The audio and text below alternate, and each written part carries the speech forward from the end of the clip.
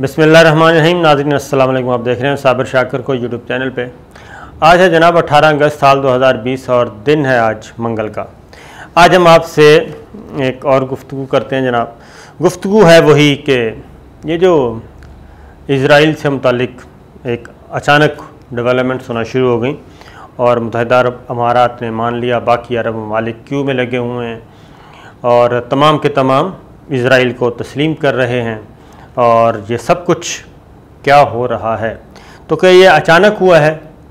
تو معلوم ہوتا ہے کہ جناب یہ اچانک نہیں ہوا، بلکہ یہ باقاعدہ طور پہ ایک سوچا سمجھا منصوبہ، سوچی سمجھی پلاننگ تھی۔ پہلے عالمی طاقتوں نے اپنے اپنے مہرے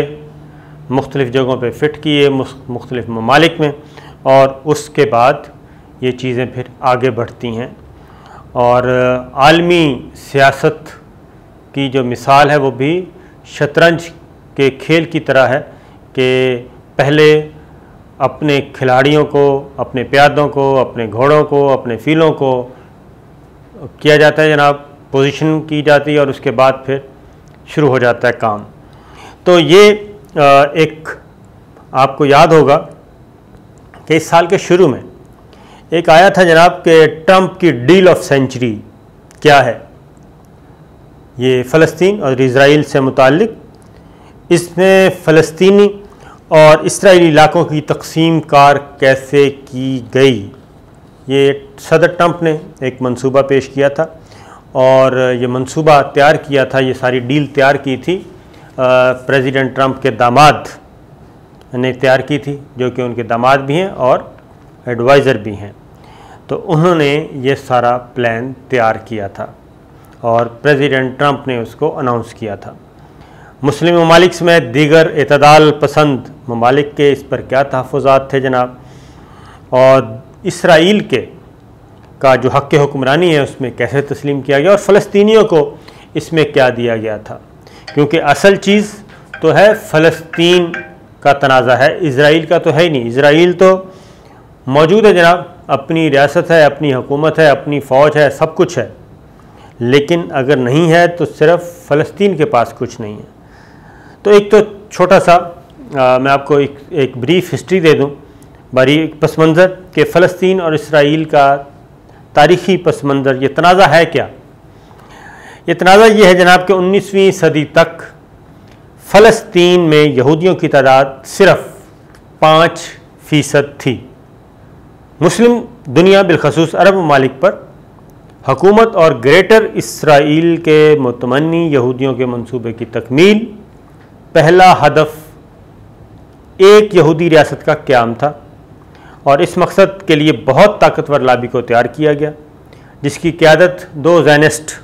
رہنماؤں نے کی، اور پہلی عالمی جنگ کے دوران کی متعصبانہ کوششوں کی بدولت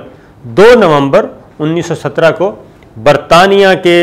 اس وقت کے وزیر خارجہ، جس کو سیکرٹری خارجہ کہتے ہیں، سیکرٹری خارجہ آرتھر جیمز بیلفور نے ایک اینگلو جوش کمیونٹی کے سربراہ مسٹر چائلڈ سے کے نام ایک خفیہ خط لکھا، اور خفیہ خط میں یہودیوں کو مملکت کا درجہ دیتے ہوئے انہیں فلسطین کی آدھی سرزمین یہودی ریاست کی آباد کاری کے لیے پیشکش کر دی۔ اب آپ سمجھ گئے ہوں گے کہ فلسطین کی آدھی زمین یہودیوں کو یک طرفہ طور پہ دینے کا فیصلہ کیا گیا، اور یہ کام برطانیہ کے سیکرٹری خارجہ نے کیا۔ اب آپ کو سمجھ آ گئی ہوگی کہ کشمیر کا مسئلہ ہو، جوڑا گڑھ کا تنازع ہو، اور یا پھر فلسطین کا ہو، تو اس کے پیچھے نظر آئے گی آپ کو برطانیہ سرکار پیش کر دی، اور ظاہر ہے یہودی تنظیموں نے اس کو فوراً قبول کر لیا، اور بات اس کے بعد تھوڑی سی مخالفت ہوئی۔ یہ 1922 کا ہے، 1922 کو لیگ آف نیشن میں قرارداد کے ذریعے اس کی منظوری بھی حاصل کر لی گئی۔ اس کے بعد کیا ہوا؟ اس کے بعد ہوا یہ کہ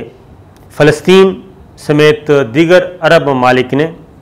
اس کو ایک سازش سے تعبیر کیا اور اس کو ریجیکٹ کر دیا، کیونکہ یہ صرف یہودیوں کی یہ صرف یہودیوں کی برطانیہ کے ساتھ ملی بھگت سے کیا گیا، اور اس معاملے سے بڑے فریق عرب ممالک کو کسی سطح پر بھی اعتماد میں نہیں لیا گیا، اور یہ کام اب تک ایسا ہی چل رہا ہے۔ اس کے بعد دوسری جنگ عظیم ہوئی، اور دوسری جنگ عظیم 1939 میں شروع ہوئی اور 45 میں یہ ختم ہوئی، اور جیسے ہی یہ ختم ہوئی اس دوران 75,000 یہودیوں کو امیگریشن کی اجازت دے دی گئی، نقل مکانی کی، اور امیگریشن کی اجازت ملی، اور اگلے 5 سال کے لیے امیگریشن پر فوراً پابندی عائد کر دی۔ یہودیوں کو پورا موقع دیا گیا۔ 75,000 یہودی مختلف علاقوں سے اٹھے اور فلسطین پہنچ گئے، جو کہ آدھی زمین جو ہے وہ برطانیہ نے یک طرفہ طور پہ دینے کا اعلان کر دیا تھا۔ یوں یہ کام، یہ جو تنازع ہے وہ شروع ہوا جناب۔ اس کے بعد مزید امیگریشن کا عمل فلسطین میں موجود عرب رہائشیوں کی رضامندی سے مشروط کر دیا، یعنی فلسطینیوں کو وہاں پہ جانے سے روک دیا اور یہودیوں کو جانے کی اجازت دے دی۔ یہ ڈبل کام کیا گیا۔ یہ بالکل ایسے ہی ہے جیسے مقبوضہ کشمیر میں ہو رہا ہے اس وقت، کہ وہاں پہ غیر کشمیریوں کو آباد کروایا جا رہا ہے تاکہ آبادی کا تناسب جو ہے وہ خراب ہو سکے۔ دوسری جنگ عظیم ہوئی اور اس کے بعد یہ سلسلہ ختم ہوا۔ جیسے ہی جنگ عظیم ختم ہوئی جناب، برطانیہ اور اس کے اتحادیوں کو شکست ہوئی، اور 14 مئی 1948 کو اسرائیل نے یہودی ریاست کا اعلان کر دیا اور آزاد مملکت کا درجہ حاصل کر لیا۔ یہ میں آپ کو بیک گراؤنڈ بتا رہا ہوں تاکہ آپ کو یہ سمجھ آ سکے کہ اس وقت چل کیا رہا ہے۔ فلسطین اس واقعے کو یا تباہی کا نام دیتے ہیں، یہ اس تباہی کے نام سے یاد کرتے ہیں، اور اس کیونکہ 7.5 لاکھ فلسطینیوں کو ان کے گھروں سے بے دخل کر کے ان کو ان کی سرزمین سے محروم کر دیا گیا، اور اسرائیلی ریاست کا وجود عمل میں لایا گیا۔ اب آپ سمجھ گئے ہوں گے کہ سادہ سا مختلف یہودیوں کو، جس کا کل جو میں نے تذکرہ کیا تھا کہ نیتن یاہو نے کہا کہ جناب جو اسرائیل کی ریاست ہے وہ بنی ہے آرٹیفیشل امیگریشن سے، یہ جو یہاں پہ بات ہو رہی ہے آرٹیفیشل امیگریشن سے، جبکہ پاکستان کی تخلیق ہوئی ہے ایک دنیا کی سب سے بڑی ہجرت جو ہے اس سے، وہ نیچرل اور ہیومن ہسٹری میں یہ سب سے بڑی ہجرت ہوئی ہے۔ تو یہ اس کا تذکرہ ہے جناب۔ 75,000 یہودیوں کو آباد کیا گیا، 7.5 لاکھ فلسطینیوں کو محروم کیا گیا، بے دخل کیا گیا، اور جو لڑائی آج تک چل رہی ہے۔ فلسطینی اس واقعے کو بے دخل کر کے جناب اسرائیلی ریاست وجود میں آ گئی، اور اسرائیلی متنازع ریاست قیام سے اب تک عرب اسرائیل کی متعدد جنگیں ہو چکی ہیں، اور جنگیں ہوئی ہیں جناب 1948 میں، 1948 میں ہوئی پہلی عرب اسرائیل جنگ، 1967 میں ہوئی 6 دن کی جنگ جس میں پاکستان نے بھی حصہ لیا تھا، پاکستان کی فوج نے، فضائیہ نے، اور 1973 کی جنگ ہوئی جناب کپور، اور 2006 کی لبنان اسرائیل جنگ قابل ذکر ہیں۔ یہ جنگیں ہو چکی ہیں، اور 1948 کی جنگ میں یہ عرب اتحاد کی شکست کے بعد اسرائیل نے مستقبل کے حالات کا اندازہ لگاتے ہوئے اپنی پوزیشن کو مستحکم کیا،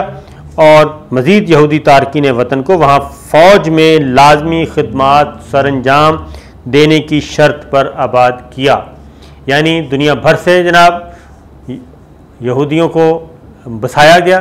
اور ان کو کہا کہ ہم آپ کو لک آفٹر بھی کریں گے، یہاں پہ آباد بھی کریں گے، لیکن شرط ہے کہ آپ کو فوج کی سروس کرنی پڑے گی، اور اس طریقے سے اسرائیل نے اپنی فوج تیار کی اور بھرپور طریقے سے کام کیا۔ پھر جناب 67 میں اسرائیل نے مصر اور یمن کی جنگ اور عرب ممالک کی آپسی تقسیم کا فائدہ اٹھایا، اور مصر پر غیر اعلانیہ جنگ مسلط کر دی۔ 6 دن کی مختصر جنگ میں عرب اتحاد کو پھر شکست ہوئی، اور اسرائیل نے شام میں گولان کی پہاڑیوں مصر کو پورے جزیرے نما سینا اور مغربی بیت المقدس پر بھی قبضہ کر لیا۔ اس طریقے سے کیونکہ اسرائیل ایک فوجی قوت بن چکا تھا، اور انہوں نے مزید پیش قدمی کی، اور آدھی زمین تو برطانیہ نے اس کو دے دی تھی، یک طرفہ طور پہ اس پہ قبضہ ہوا، اور اس کے بعد یہ جو 67 کی جنگ ہوئی اس میں مزید علاقے انہوں نے قبضہ کر لیے۔ 6 اکتوبر 1973 کو جناب یہودیوں کے تہوار یوم کپور کے موقع پر مصر اور شام نے اپنے علاقے واپس حاصل کرنے کی اسرائیل پر پھر حملہ کیا۔ اسرائیل کو پسپائی ہوئی اور عرب اتحاد نے اپنے کافی علاقے حاصل کر لیے۔ یہ ہے جناب 1973 میں، لیکن اس کے بعد اسرائیلی فوج نے وقتاً فوقتاً مزید علاقوں پر قبضہ اور مغربی کنارے پر یہودی بستیوں کی تعمیر شروع کر دی، جو آج تک جاری ہے۔ فلسطینی تنظیم جی الفتح کے بانی یاسر عرفات کی بیک ڈور ڈپلومیسی کی بدولت ناروے کی مدد سے 6 سالہ مذاکرات کے نتیجے میں 3 ستمبر 1993 کو ایک امن معاہدہ کیا گیا، جس کے تحت فلسطین لبریشن آرگنائزیشن نے اسرائیل اور اسرائیل نے فلسطینی اتھارٹی کو تسلیم کرنے کا اندیا دیا۔ طے کیا گیا کہ فلسطینیوں کی جانب سے عدم تشدد کی صورت میں 1967 کی جنگ میں قبضہ کیے گئے علاقوں سے اسرائیلی فوج انخلا کیا جائے گا اور اس کے نظم و نسق کے لیے فلسطینی اتھارٹی قائم کی جائے گی، اور مقبوضہ علاقوں میں یہودی بستیوں کی تعمیر روکنے میں بھی اتفاق رائے کیا گیا۔ اس امن معاہدے کے باوجود اسرائیل اپنی روایتی ہٹ درمی پر قائم رہا۔ مقبوضہ علاقوں جس میں غرب اردن، یروشلم اور شام کی اور گولان کی پہاڑیاں شامل تھیں، یہاں پہ دوبارہ یہودی بستیوں کی تعمیر کی اور انہوں نے یہ علاقہ واپس نہیں کیا۔ پھر اب آ جاتا ہے جی پریزیڈنٹ ٹرمپ کا دور، اور پریزیڈنٹ ٹرمپ نے ایک سینچری ڈیل جو ہے وہ اناؤنس کی، سینچری ڈیل آفر کی، جس کو ٹرمپ سینچری ڈیل کے نام سے یاد کیا جاتا ہے جناب۔ یہ ابھی پریزیڈنٹ ٹرمپ نے کیا۔ 1967 کی جنگ میں اسرائیل کی طرف سے جی قبضے کیے گئے علاقوں میں اسرائیل 145 سے زائد یہودی بستیاں اور 110 سے زائد آؤٹ پوسٹیں قائم کر چکا ہے۔ یہ آپ ذہن میں رکھیے کہ جس میں 6,30,000 سے زائد یہودی آبادی ہیں، اور عالمی برادری سمیت امریکہ کو گزشتہ 4 اشروں کے ساتھ ہی موقف رہا ہے کہ یہ آباد کاریاں غیر قانونی اور مشرق وسطیٰ کے امن کے لیے خطرہ ہیں۔ لیکن ٹرمپ کے اقتدار میں آتے ہی امریکن پالیسی میں اسرائیل کی جانب سے واضح جھکاؤ نظر آنا شروع ہوا، اور واضح جھکاؤ تو ہمیشہ سے رہا ہے جی۔ 6 دسمبر 2017 کو ٹرمپ نے یروشلم کو اسرائیل کا دارالخلافہ تسلیم کرتے ہوئے اپنا سفارت خانہ تل ابیب میں کھولنے کا، تل ابیب سے یروشلم منتقل کرنے کا اعلان کر دیا، جس کی وجہ سے عرب ممالک، مسلم دنیا میں تشویش۔ مصر نے 17 دسمبر 2017 کو اس فیصلے کے خلاف سلامتی کونسل میں قرارداد پیش کر دی، جس کے خلاف صرف 14 اراکین نے ووٹ دیا، لیکن امریکہ نے اس کو ویٹو کر دیا۔ امریکہ ویٹو نہ کرتا تو سینچری آف ڈیل جو تھی پریزیڈنٹ ٹرمپ کی وہ وہیں بھی ختم ہو جاتی، لیکن ظاہر ہے جی ویٹو کیا گیا، سوچ سمجھ کے سب کچھ کیا گیا تھا، ایسے کام بغیر سوچے سمجھے نہیں کیے جاتے۔ بعد میں جنرل اسمبلی نے جی 21 دسمبر 2017 کو 128 ووٹوں سے 9 کے مقابلے میں 128 ووٹوں کی بھاری اکثریت سے ایک قرارداد منظور کی، جس میں امریکی اقدامات کی شدید مذمت کی گئی، یعنی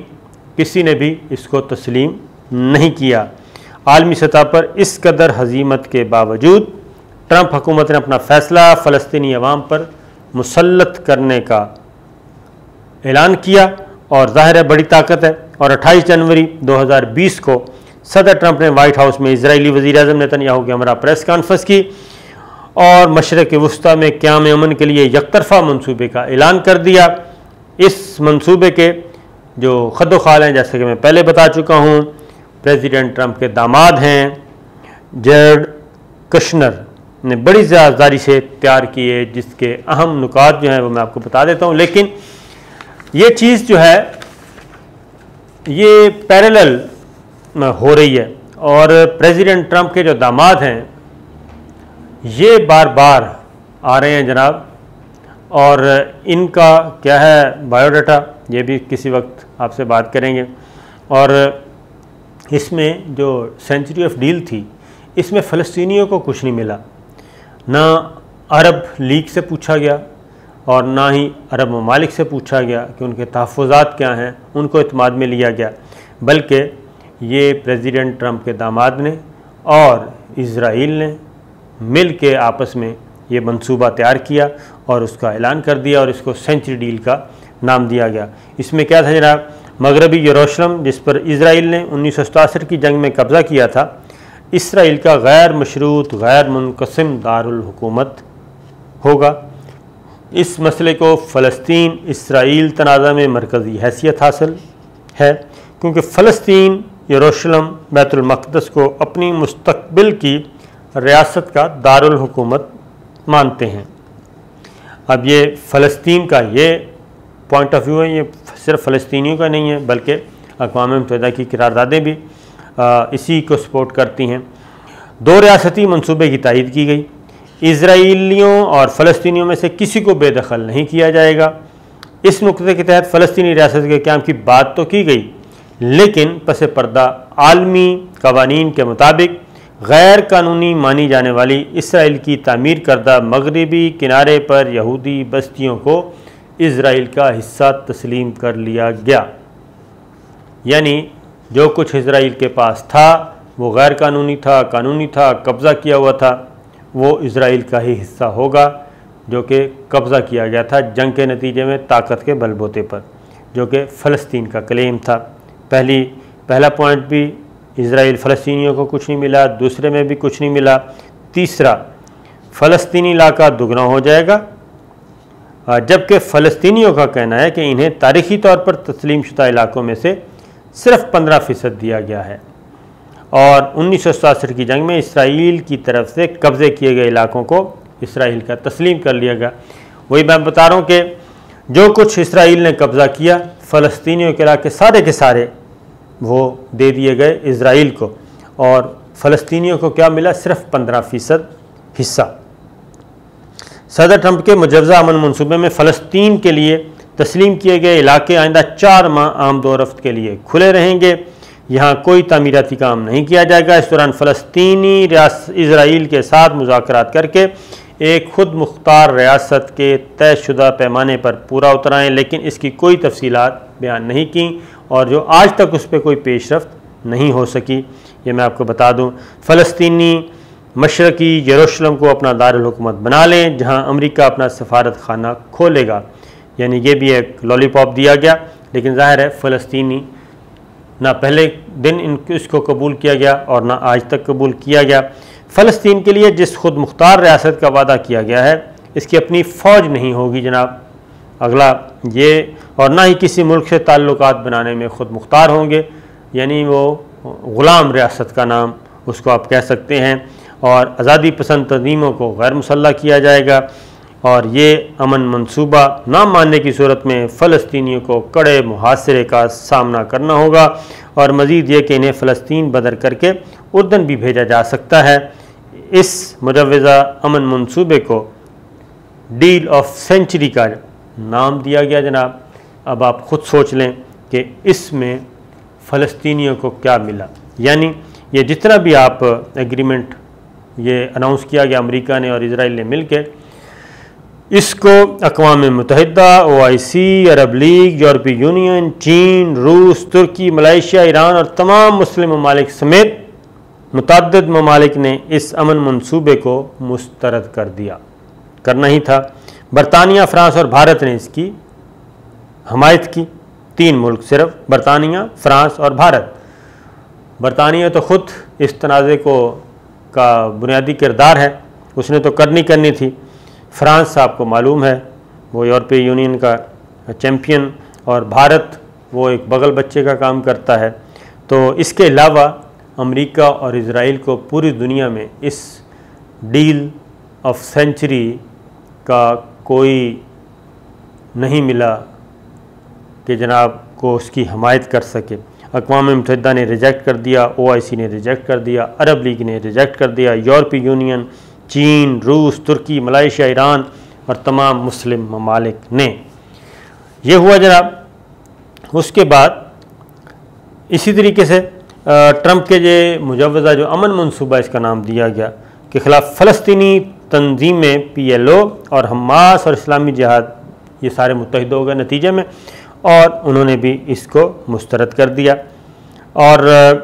فلسطینی صدر محمود عباس نے اس پہ کہا جی کہ مقبوضہ بیت المقدس فلسطینی ریاست کا دارالحکومت نہیں، تو ہم اسے کیسے قبول کریں؟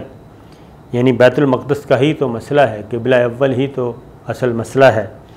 ٹرمپ اور نیتن یاہو سے کہتا ہوں، یہ محمود عباس نے کہا جی ٹرمپ اور نیتن یاہو سے کہ مقبوضہ بیت المقدس برائے فروخت نہیں ہے، فلسطینیوں کے حقوق برائے فروخت نہیں ہے، یہ منصوبہ ایک سازش ہے اور اس کو کامیابی نہیں ملے گی۔